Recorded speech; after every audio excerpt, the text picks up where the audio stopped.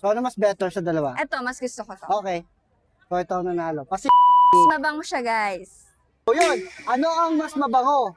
Pacific Aura na dupe ng LV Pacific Chill o Pacific dupe ng LV Afternoon Swim? So, papatas natin.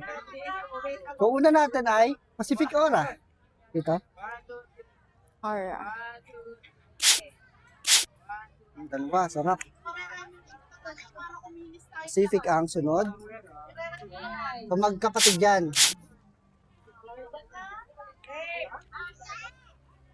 Aura Blue.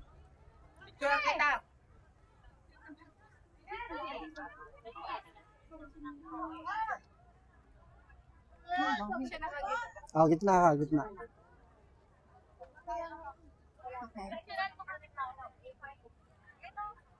Ano, parehas siya pang lalaki.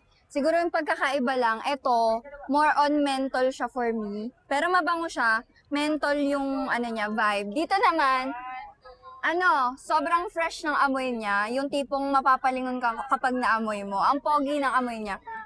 Ano, maganda to for both office and everyday use. Kasi magaan lang kahit na mabango siya. Hindi siya matapang.